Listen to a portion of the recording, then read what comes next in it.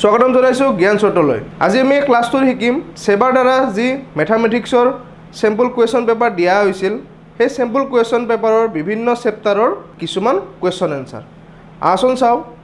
লগতে এটা কথা কৈ থওঁ, এই ক্লাছবোৰত আমি চেপ্টাৰবোৰ এটাৰ পিছত এটাকৈ শিকোৱা নাই যে প্ৰথম চেপ্টাৰ দ্বিতীয় চেপ্টাৰ হেনেকৈ আমি কুৱেশ্যন এনসাৰবোৰ চোৱা নাই। আমি চাইছোঁ যে সেবাৰ দ্বাৰা আমাক যিখন সিলেবাস দিয়া হৈছিল যে এপ্ৰিল মাহত এই দুটা চেপ্টাৰ লাগিব, মে মাহত এই দুটা চেপ্টাৰ লাগিব, সেই চেপ্টাৰ অনুযায়ী আমি ক্লাছবোৰ শিকাইছোঁ। গতিকে ক্লাছবোৰত তোমালোকে কোনোবা এটা চেপ্টাৰৰ পিছত আৰু অলপ তাৰ পিছৰ এটা চেপ্টাৰ পাব পাৰা। গতিকে আমি বস্তুবোৰ এই চেপ্টাৰ অনুযায়ীহে তোমালোকক কৰাইছোঁ যাতে তোমালোকৰ মাহ অনুযায়ী এনেকৈ তোমালোকক চাবলৈ সুবিধা হয়। ঠিক আছে, আহচোন ক্লাছটো আৰম্ভ কৰোঁ। এতিয়া আমি যিটো চেপ্টাৰ 3ৰ কিছু যি ইয়াতে কুৱেশ্যন এনসাৰ দিছে সেইখিনি চাওঁ আহা। আৰু চেপ্টাৰ 3টো আছিল তোমালোকৰ দুটা চলকত ৰৈখিক সমীকৰণৰ জোৰ, যিটো চেপ্টাৰ আছিল সেই চেপ্টাৰটো। গতিকে প্ৰথম এটা কুৱেশ্যনটো কি দিছে চোৱা। The solution of a pair of equation x plus y equal to a plus b and ax minus by equal to a square minus b square is. এতিয়া অপশ্যন কেইটা দিছে। এতিয়া কুৱেশ্যনটো কি কৈছে অসমীয়াত চোৱা। The solution of the pair of equation, যে এইটো এটা ইকুৱেশ্যন দিছে, এইটো এটা ইকুৱেশ্যন দিছে, যে যিটো আমাৰ চেপ্টাৰত দুটা চলকযুক্ত আমি ইয়াতে পাইছিলোঁ যে ইয়াৰ সাধাৰণ আৰ্হিটো এনেকুৱা ধৰণৰ আছিল ax plus by plus c equal to 0। সাধাৰণ আৰ্হিটো এনেকুৱা আছিল দুটা চলকত ৰৈখিক সমীকৰণৰ জোৰ।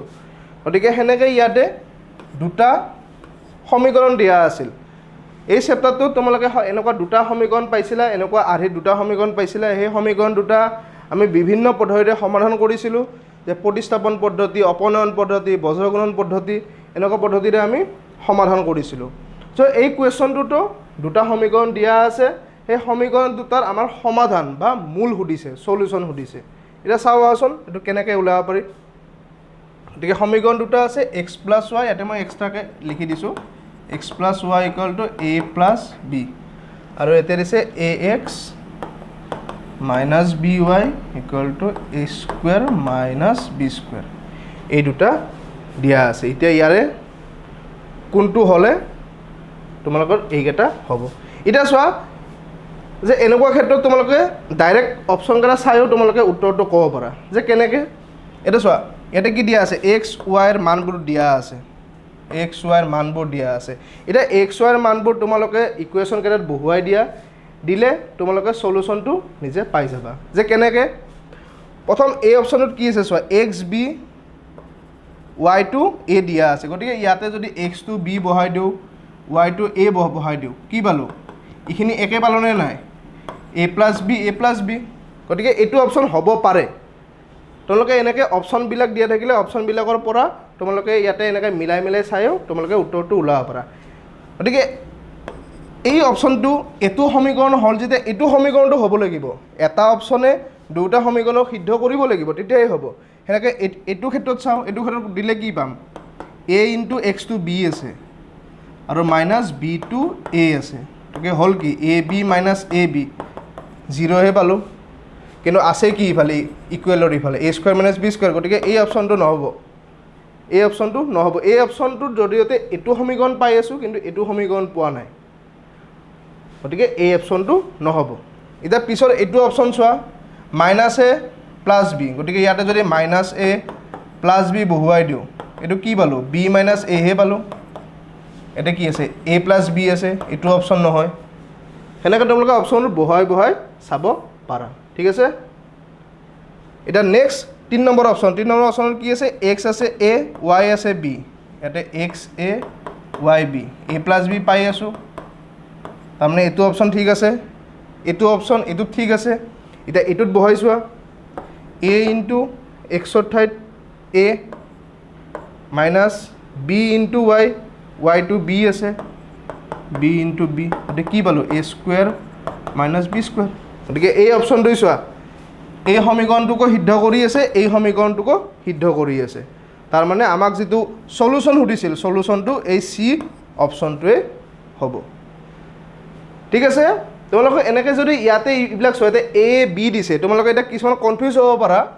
সেই যাৰ কনফিউজ লাগিছে চাই লোৱা। আমি সমীকৰণবোৰ এনেকৈ লিখিছিলোঁ প্ৰায়, ধৰা এনেকৈ সংখ্যা থাকে, হয়নে। গতিকে ইয়াতে এই এ আৰু বিও আছে এক্স আৰু ৱাইৰ লগতে গতিকে এনেকুৱাবিলাক ইয়াতে কিন্তু এ আৰু বিটো চলক নহয় ধ্ৰুৱক হিচাপে ইউজ হ'ব মানে এ আৰু বিখিনি এই পিছৰখিনি বুজাব এই চিখিনি বুজাব A X plus B Y plus C equal to 0 এই চিখিনিহে বুজাব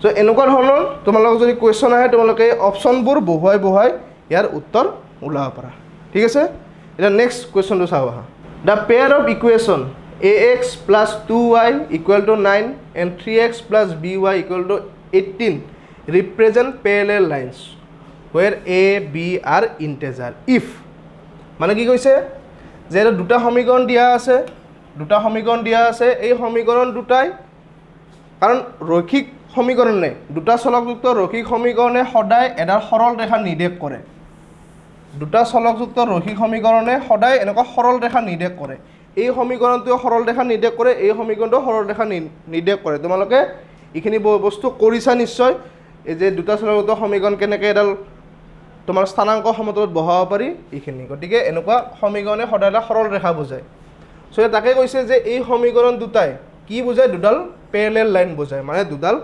সমান্তৰাল লাইন বুজায় দুডাল সমান্তৰাল লাইন য'ত এ বি কি হয় এ বি এইবিলাকে ইণ্টিজাৰ মানে একোটা অখণ্ড সংখ্যা গতিকে এতিয়া সুধিছে ইয়াৰে কোনটো শুদ্ধ হ'ব এই অপশ্যনকেইটাৰ ভিতৰত এই সমীকৰণ দুটাৰ কোনটো সিদ্ধ কৰিব এতিয়া তোমালোকে এটা পাইছিলা যে দুডাল ৰেখা যদি এই সমীকৰণ দুটা যদি পেৰেলেল হয় মানে সমান্তৰাল হয় তেতিয়া এতিয়া কিছুমান আমি কণ্ডিশ্যন পাইছিলোঁ এনেকুৱা আমি কিছুমান কণ্ডিশ্যন পাইছিলোঁ মনত আছেনে B1 বাই B2 এনেকুৱা থাকিলে কি হৈছিল এনেকুৱা থাকিলে অদ্বিতীয় সমাধান ওলাইছিল এইকেইটা মনত আছে না এই বস্তুকেইটা ইয়াতে ইউজ হ'ব এনেকুৱা থাকিলে অদ্বিতীয় সমাধান আছিল যেতিয়া গোটেইকেইটা সমান হৈ যায় তেতিয়া কি হৈছিল তেতিয়া সমান্তৰাল হৈছিল গোটেইকেইটা যেতিয়া সমান হৈ যাব A1 বাই A2 এতিয়া A1 বাই A2 কাৰোবাৰ যদি কনফিউজ আছে A1 A2 B1 B2 কি হয় তেতিয়া কি হয় এতিয়া A1 এ কি বুজায় এইটো সমীকৰণৰ ইয়াতে দুটা সমীকৰণ আছে চোৱা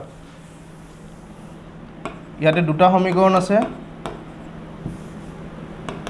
ইকুৱেল টু 9 গতিকে ইয়াৰে এই এক্সৰ যিটো সহগ সেইটো A1 বুজাব ৱাইৰ যিটো সহগ সেইটো A2 বুজাব আৰু এইখিনিয়ে বুজাব এইটো B2 বুজাব ৱাইৰ যিটো সহগ সেইটো B1 বুজাব আৰু যিখিনি সংখ্যা থাকে সেইখিনি C1 বুজাব সেনেকৈ নেক্সট সমীকৰণটোৰ পৰা এইখিনি বুজায় A2 ৱাইৰ সহগটো বুজাব B2 আৰু এইখিনি C2 মাত্ৰ ইয়াতে এটা কি হ'ব তোমালোকে সমীকৰণটো এই যিখিনি সেইফালে আছে সমান চিনৰ সিফালে যিখিনি আছে সোঁফালে তাক মাত্ৰ ইফালে আনি ল'ব লাগিব তেতিয়াহে আমি C1 ইয়াতে C1 মানটো তোমালোকে 9 বুলি ক'ব নোৱাৰা C1 মানটো হ'ব -9 ঠিক আছে এইখিনি এইফালে আনি ল'ব লাগিব তেতিয়াহে আমি এইটো C1 মান বুলি ক'ব পাৰোঁ এতিয়া 9 লিখিলে ভুল হ'ব C1 মানটো 9 লিখিলে ভুল হ'ব সেনেকৈ C2 মানটো এতিয়া 18 লিখিলে ভুল হ'ব 18টো ইফালে আনি ল'ব লাগিব গতিকে C2 মানো এনেকৈ -18 হ'ব গতিকে A1 B1 C1 A2 B2 C2 এইখিনি বুজায় এতিয়া আমাক কি কৈছে লাইন দুডাল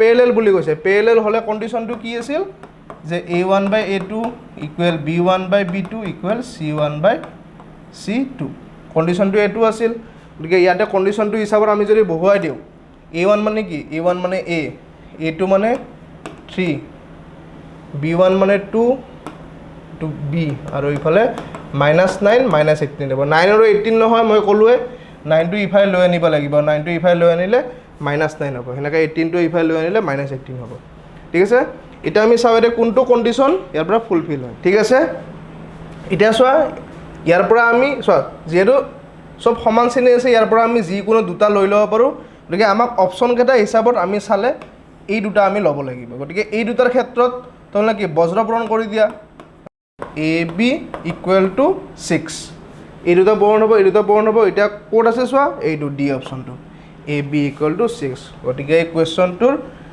তোমালোকৰ শুদ্ধ অপশ্যন হ'ব 8D গতিকে 3 নম্বৰ পাঠটোৰ পৰা এই ধৰণৰ তোমালোকৰ MCQ বিলাক আহিব, কুৱেশ্যন এনচাৰবোৰ আহিব।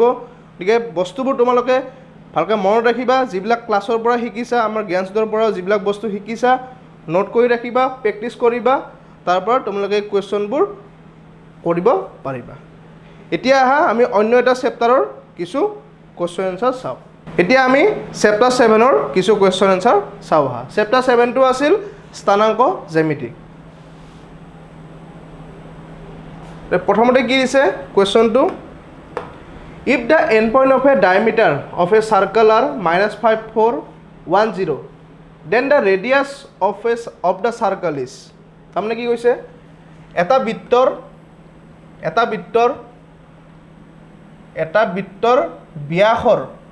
বৃত্তৰ ব্যাসৰ এণ্ড পইণ্ট দুটা, মানে বিন্দু দুটা, ব্যাস এডালৰ দুটা পইণ্ট থাকে। ব্যাস এডাল যেতিয়া আকৌ ব্যাস এডাল থাকিলে বৃত্তটোক ইয়াতে কাটে, এই দুটা পইণ্টৰ স্থানাংকটো দিয়া আছে, এই ধৰণে স্থানাংকটো দিয়া আছে।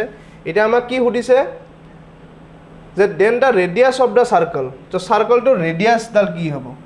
এতিয়া ৰেডিয়াছ মানে কি, ব্যাসাৰ্ধ, আৰু ব্যাসাৰ্ধ আমি কি পাইছিলোঁ যে কেন্দ্ৰৰ পৰা এই আধাখিনি মানে ব্যাসডালৰ আধা, এইখিনি ৰেডিয়াছ মানে ব্যাসাৰ্ধ। আমাকে ব্যাসাৰ্ধ ওলাব দিছে। এতিয়া ব্যাসাৰ্ধ কেনেকৈ ওলাব পাৰি চাওঁ আহা। গতিকে আমি গম পালোৱে যে ব্যাসৰ আধা হ'লে ব্যাসাৰ্ধ হ'ব। গতিকে আমি এই ব্যাসডালৰ যদি দৈৰ্ঘ্যখিনি ওলাব পাৰোঁ, ব্যাসডাল যদি আমি গম পাওঁ, ব্যাসডালক 2ৰে হৰণ কৰি দিলে ব্যাসাৰ্ধ ওলাই যাব, হয় নহয়? সেইকাৰণে এই ব্যাসডাল কি হ'ব আমি চাওঁ আহা। এতিয়া ব্যাসডালৰ এই দৈৰ্ঘ্যটো ওলাবৰ কাৰণে আমি স্থানাংক জ্যামিতিত তোমালোকে পোৱা দূৰত্বৰ সূত্ৰটো ব্যৱহাৰ কৰিব লাগিব। দূৰত্বৰ সূত্ৰ, ঠিক আছে। দূৰত্বৰ সূত্ৰটো কি আছিল, √(x2 - x1) whole square plus y2 - y1 whole square, এইটো দূৰত্বৰ সূত্ৰ আছিল। এতিয়া x2 x1 এইবিলাক কি, এইবিলাক হ'লে স্থানাংকবোৰ। এইটো স্থানাংক x1 y1 বুজাব, এইটো স্থানাংক x2 y2 বুজাব, ঠিক আছে। এতিয়া ইয়াৰ পৰা এই সূত্ৰটোত বহুৱাই দিলে আমি এই ব্যাসডাল পাই যাম। গতিকে আমি ব্যাসডাল ওলাই লওঁ আহাচোন। ব্যাসডালনো কিমান হ'ব, √(x2 - x1), x2 আছে 1, x1 আছে -5, গতিকে মাইনাছে প্লাছ হৈ গ'ল 1 + 5, কাৰণ এইটো কি আছিল এনেকৈ 1 - -5 হ'ব। মই ডাইৰেক্ট কৈ দিছোঁ x2 - x1 -5 আছিল, গতিকে এইটো মাইনাছে প্লাছ হৈ গ'ল। এইখিনি বস্তু ডাইৰেক্ট কৈ দিছোঁ, তোমালোকে এনেকৈ ডাইৰেক্ট কৰিবলৈ চেষ্টা কৰিবা, তেতিয়া সময় ৰাহি হ'ব। হোল স্কুৱেৰ, আৰু পিছৰটো আছিল y2 - y1, y2 আছে 0, y1 আছে 4। এতিয়া এইখিনি কৰিলে কি পাম, 6 স্কুৱেৰ, আৰু এইখিনি -4 স্কুৱেৰ। 6 স্কুৱেৰ মানে 36, আৰু এইটো 16, 4 স্কুৱেৰ 16। এতিয়া 36 আৰু 16 যোগ কৰিলে কি হ'ম, 6 6 12, 12 এইটো গ'লে 3 4 5 52। এতিয়া 52 তো কোনো বৰ্গ সংখ্যা নহয়, 52 বৰ্গ সংখ্যা নহয়, গতিকে ইয়াৰে আমি ডাইৰেক্ট বৰ্গমূল ওলাব নোৱাৰিম। সেইকাৰণে আমি কি কৰোঁ, 50টোক মৌলিক উৎপাদকত ভাঙি চাওঁ, ইয়াৰ পৰা যিখিনি আমি ইয়াৰ পৰা বৰ্গমূল ওলাব পাৰোঁ সেইটো চাই লওঁ। গতিকে এনেকুৱা যেতিয়া বৰ্গ সংখ্যা নহয়, তোমালোকে এনেকৈ মৌলিক উৎপাদকত ভাঙি ল'বা। 2 × 2 = 4, 6 × 2 = 12, 2 × 2 = 3 × 2 = 6, 13 মৌলিক সংখ্যা আহি গ'ল, আৰু আমি ভাঙিব নোৱাৰোঁ। গতিকে ইয়াতে চোৱা 2 স্কুৱেৰ আছে, 2 স্কুৱেৰ, তাৰমানে √52টো লিখিব পাৰোঁ আমি 2 স্কুৱেৰ × 13, হয় নহয়? 2 স্কুৱেৰ × 13, গতিকে 2 স্কুৱেৰ আছে যেতিয়া 2টো বাহিৰত ওলাই আহিল, আৰু √13 ভিতৰত থাকিল। সেইকাৰণে আমি পালোঁ যে ব্যাসৰ দৈৰ্ঘ্য কিমান, 2√13। ব্যাসডালৰ দৈৰ্ঘ্য পাই গ'লোঁ 2√13। এতিয়া আমাক ওলাব দিছিল ব্যাসাৰ্ধ, গতিকে ব্যাসডালক 2ৰে হৰণ কৰি দিয়া, কাৰণ ব্যাসৰ আধা ব্যাসাৰ্ধ। হৰণ কৰি দিয়া, 2ৰে হৰণ কৰি দিলে কি হ'ব, 2 2 কটাকটি যাব, থাকি যাব কি √13। এতিয়া √13 ক'ত আছে চোৱা, এইটো √13। গতিকে এইটো কুৱেশ্যনৰ এনচাৰটো পালোঁ √13। গতিকে স্থানাংক জ্যামিতিত তোমালোকে এনেকৈ দূৰত্ব সূত্ৰ, বিভাজন সূত্ৰ, ত্ৰিভুজৰ কালিৰ সূত্ৰ, এনেদৰে সূত্ৰবোৰ তোমালোকে পাইছা। এই সূত্ৰবোৰ তোমালোকে মনত ৰাখিব লাগিব, সূত্ৰবোৰ মনত ৰাখিলেহে এনেকুৱা ধৰণৰ অংকবোৰ কৰিব পাৰিবা, ঠিক আছে। এতিয়া পিছৰ কুৱেশ্যনটো চাওঁ আহা। পিছৰ কুৱেশ্যনটো কি কৈছে, the distance between the points P -11/30 এইটো পইণ্টটো এনেকুৱা হা কনফিউজ নহ'বা 11/3 5 আৰু এইটো হ'ল -2/3 5 পইণ্ট দুটা এনেকুৱা ধৰণৰ দুটা পইণ্ট দিছে এই পইণ্ট দুটাৰ মাজত ডিষ্টেঞ্চ ওলাব দিছে চ' ডিষ্টেঞ্চ ওলাব দিছে চেম x2 - x1 এইটো সূত্ৰতে তোমালোকে কৈ দিব লাগিব এইটো তোমালোকে কৰি চাবা নিজে একে ধৰণৰ সূত্ৰতে ডিষ্টেঞ্চ ওলাব দিলে দুটা পইণ্টৰ মাজত যদি ডিষ্টেঞ্চ ওলাব দিয়ে তেতিয়া এই দূৰত্বৰ সূত্ৰটো ব্যৱহাৰ কৰিব লাগিব ঠিক আছে আৰু পিছৰটো চাওঁ আহা ইয়াতো ডিষ্টেঞ্চে ওলাব দিছে সেম কুৱেশ্যন তোমালোকৰ ডিষ্টেঞ্চ একেটা সূত্ৰই হ'ব ডিষ্টেঞ্চ ওলাব লাগিলে এটা পিছৰটো চাওঁ আহা এইটো কি দিছে find the ratio' in which x axis divide the line segment joining the point 5 - 6 - 1 - 4 so question কি কৈছে অসমত চাও যে ৰেচিঅ' ফাইণ্ড দ্য ৰেচিঅ' অনুপাতটো ওলাব দিছে যে কি অনুপাতত x অক্ষয় এই পইণ্ট দুটা সংযোগী ৰেখাখণ্ডক কি অনুপাতত ভাগ কৰিব মানে এই পইণ্ট দুটা এই 5 - 6 - 1 - 4 এই পইণ্ট দুটা 5 - 6 - 1 - 4 এই পইণ্ট দুটা সংযোগী যিডাল ধৰ এখন স্থানাংক সমতল মই জাষ্ট বস্তু তোমালোকক স্থানাংক সমতলখনত পইণ্টকেইটা বহাই জাষ্ট বুজি পাবৰ কাৰণে দেখাই দিছোঁ যে 5 - 6 বুলি ক'লে কোনফালে হ'ব 5 - 6 বুলি ক'লে ধৰা ইমান মানত হ'ব এটা -1 - 4 বুলি ক'লে -1 - 4 বুলি ক'লে ধৰা ইমান মানত হ'ব -1 - 4 বুলি ক'লে ইমান মানত নহয় এই ইমান মানত হ'ব ঠিক আছে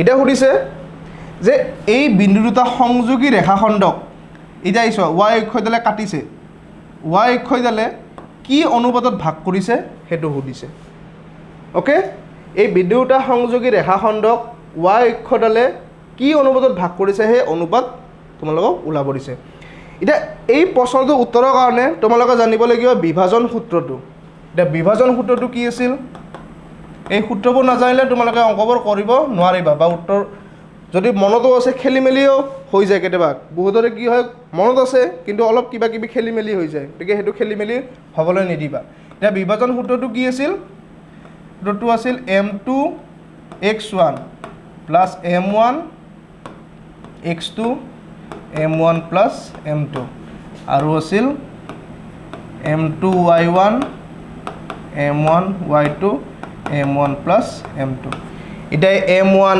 x1 এইবিলাক কি হয় x1 x2 হ'ব এইকেইটা পইণ্ট বুজাব এইটো x1 এইটো y1 এইটো x2 আৰু এইটো y2 x2 y2 এইকেইটা এইখিনি বুজাব আৰু m1 m2 কি বস্তু m1 m2 হ'ল অনুপাতটো ধৰা যিটো অনুপাতত ভাগ কৰিছে আমাক যিটো অনুপাতটো ওলাব দিছে সেই অনুপাতটোৱে হ'ল এই m1 m2ৰ মান এতিয়া আমি এইখিনি বস্তু এতে বহাই দিলে আমি অনুপাতটো পাই যাম কিন্তু তাৰ আগতে এটা কাম কৰিব লাগিব আমাক কি কৈছে y অক্ষয় কাটিছে বুলি কৈছে নাই y অক্ষয় কাটিছে এটা y অক্ষত থকা এটা বিন্দু স্থানাংক কি হ'ব y অক্ষত থকা যিকোনো বিন্দু এটা স্থানাংক কেনেকুৱা ধৰণৰ হ'ব স্থানাংকটো হ'ব 0 y ধৰণৰ কাৰণ y অক্ষত থকা যিকোনো এটা বিন্দুৰ x স্থানাংকটো 0 হ'ব গতিকে y অক্ষত থকা যিকোনো এটা বিন্দু স্থানাংক এই ধৰণৰ হ'ব গতিকে আমি এই সূত্ৰটো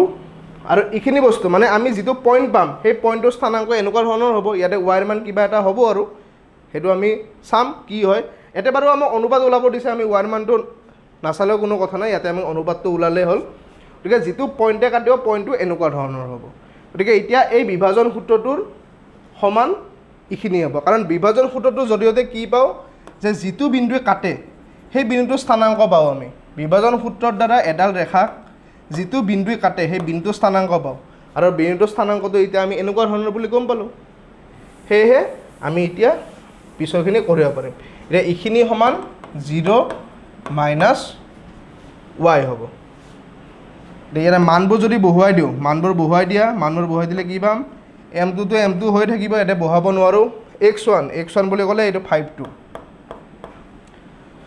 প্লাছ m1 x2 বুলি ক'লে এইটো -1 বাকী m1 প্লাছ m2 এইখিনি এনেকৈ থাকিব আৰু পিছৰখিনিৰ কাৰণে m2 y1 বুলি ক'লে এইখিনি -6